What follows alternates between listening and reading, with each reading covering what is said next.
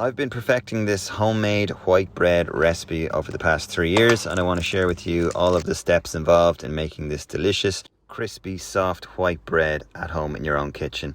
The video is 13 minutes long, and that's all the hands-on time I've shown you in how I make the bread. The only edits I've made to this video is the proofing or resting periods for the dough. Everything else is real time. So let's get into it and show you all the tips and tricks to make these beautiful loaves. So I'm starting off here the night before, and I want to show you how you can add thyme into your bread, which is the most important factor for that flavor and that overall healthiness with the gluten development. So the way to do that is really to leave it to proof overnight. So I'm starting here about 9 o'clock the night before. I'm mixing up water with some creme fraiche. Actually, I'd normally use cream or yogurt here to just to enrich the mixture a little bit and give that nice soft white crumb texture. But I'm using some creme fraiche that I had lying around in the fridge.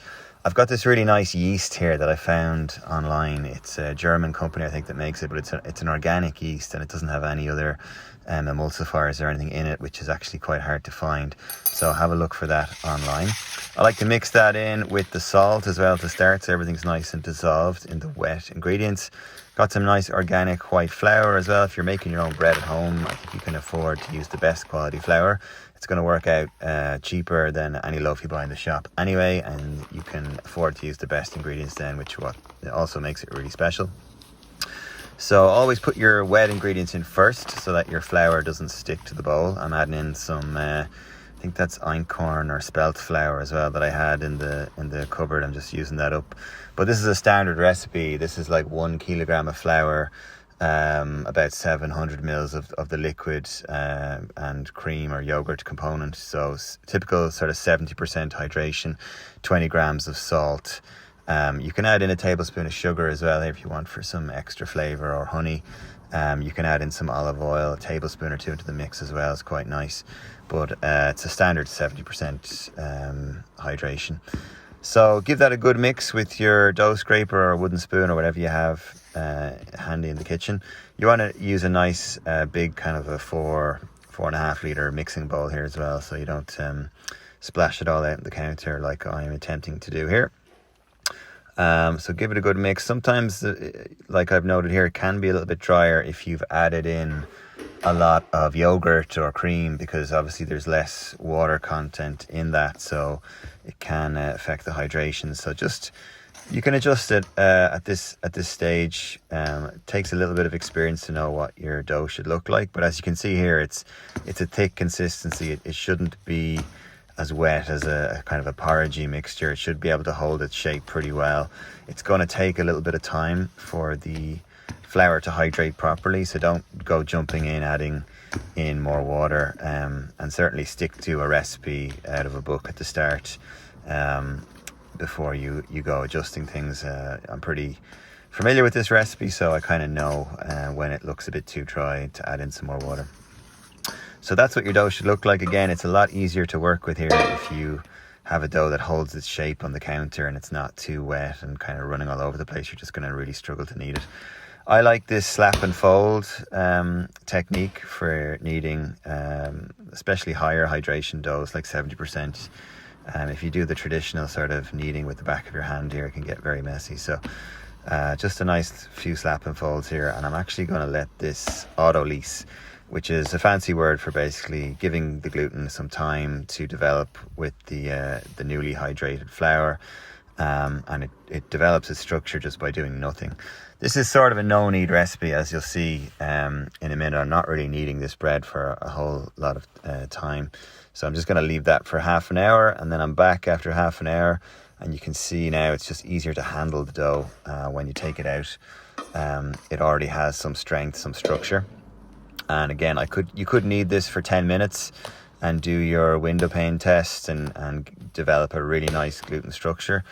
And depending on what you're baking, but I find doing kind of a loaf especially in a tin where the tin is giving a lot of support, you really don't need to spend the 10 minutes kneading this. So I'm just giving it a very quick, as you can see, turning it over, just getting a nice rounded typical dough shape, but it doesn't have that same smoothness that you would get if you did spend 10 minutes kneading this, and that can be nice depending on what kind of shape you want to put on your loaf.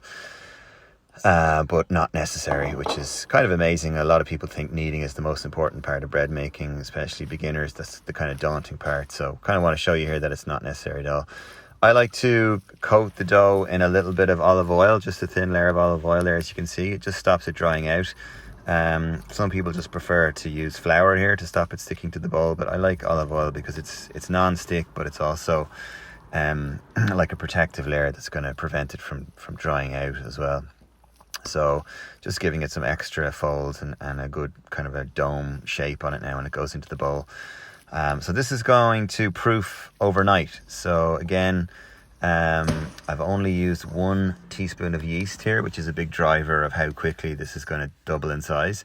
And also the temperature in my kitchen, I think it was around 18 or 19 degrees here that day, so pretty cool temperature in the kitchen. So it's going to take a while.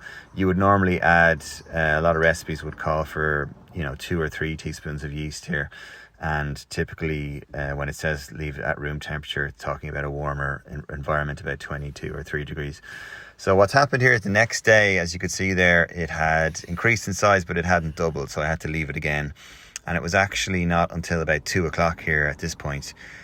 So a good, 16 hours almost, for it to get to the right size. I know it's doubled in size just from this bowl that I'm used to using as well, that it gets up near the rim. That's a good indicator for me. It still has that domed shape. So that's a key for how I know it's going to rise. You can have it ready to go at 7 in the morning if you want, but it's a little bit riskier if you go adding in too much yeast into the recipe the night before, because you could overproof it if your kitchen is a bit on the warm side, and you're going to end up with an overproof dough in the morning. So if you have the time, if you're going to be at home the next day, play it safe and just let it rise very slowly on that first bulk proof. So if it's not ready first thing in the morning, you can just leave it till kind of 2 o'clock, or even I've had bread that I've left until it wasn't ready till like 6 p.m. the next day. And all that time is really adding to the flavor. That's the difference between homemade bread and shop bought bread, where you have that time to properly let the bread ferment and that gluten to develop. So I just pulled it out there into a kind of a rectangular shape, and I'm just folding the kind of smoother top side over the sticky side, and then rolling it up and kind of creating that seam on the bottom, so all the sticky parts of the dough are kind of tucked onto the inside, and the smoother, easier to work with surface is left on the outside. Then what I like to do is just make a kind of a long Swiss roll sort of a shape here, and then cut it into 3 parts. I'm going to just 3 even parts, because I'm going to use 3 baking tins. You can measure this out on the weighing scales and get the exact grams, so each loaf is the exact same size, but my tins aren't even the same size, so I'm not too fussed about it. I'm just going to guesstimate it here.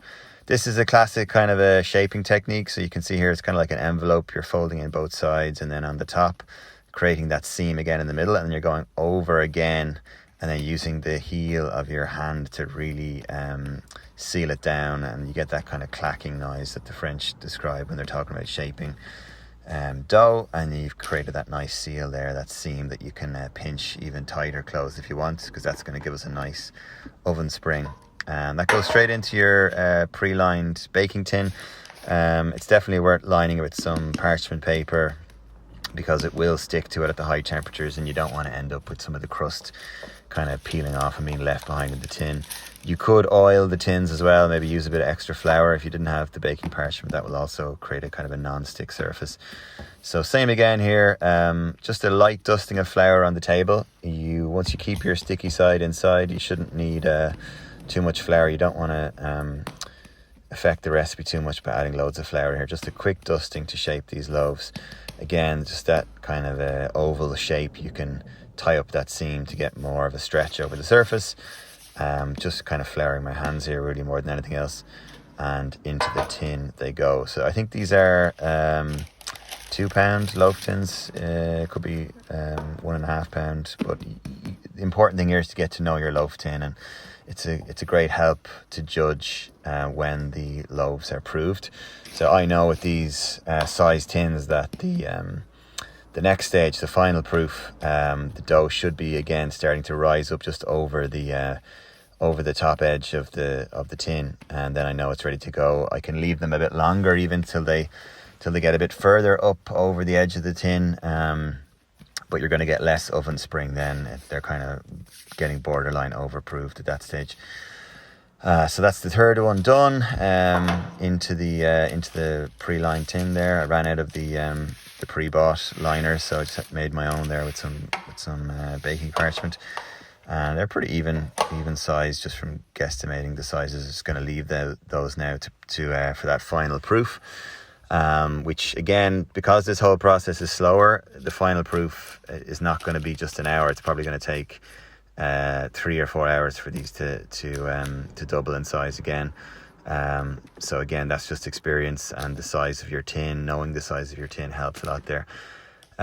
If you don't have a kind of a water spray, I find this is a handy tip. You just get a pastry brush and brush on your water over the top. And then I'm using some chia seeds here and some sesame seeds, I think, as well.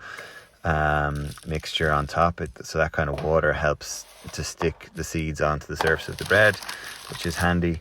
And it also stops the loaves drying out as they're going to prove again. So I'm just going to cover them with my very clean tea towel there, and leave them for that final proofing for a couple of hours. So you can see here, perfect kind of a domed shape. I know it's ready because it's up to that top surface of the tin. I have left them go a bit longer before over the edge, but I find they just don't get as good of a spring in the oven if you leave them too long. Again, I'm going to give it another layer of water over the top, and this is just to help the oven spring. I'm also going to put some water in the oven when I put them in. I'm going to heat up the oven now. Probably would have done that about half an hour ago, actually, just to get it really hot, about 200 degrees Celsius, 300 and something Fahrenheit, if you want to convert that. But this extra water just stops that crust drying out too quickly and blocking the rise in the oven. Again, if you don't have a spray can, you can just use a pastry brush there. I'm going to score them, just kind of oblique score here with a serrated knife. You can experiment with different depths and different shapes of scoring, but it's just something to give that a nice oven spring and let it open up. You can see here it's holding its shape nicely, the cut. The loaves aren't collapsing back down. That's what they can do if they're overproofed. You'll find that when you score them, they'll just kind of flop down like a deflated balloon. So you can see that's holding its shape quite nicely there. If you have overproofed them, I would just not score them at all. Just get them straight into the oven, and they should maintain their kind of shape. So here you can hear a beautiful crust on this bread, really nice golden color. So I'd normally leave the oven high for 10 minutes and then turn it down from 200 Celsius down to about 170, and there you go. You have got delicious bread. Only about 12 minutes of hands-on time to make this bread. Hope you enjoyed the recipe. I hope you find this useful. If you have any comments, please let me know below. Thank you.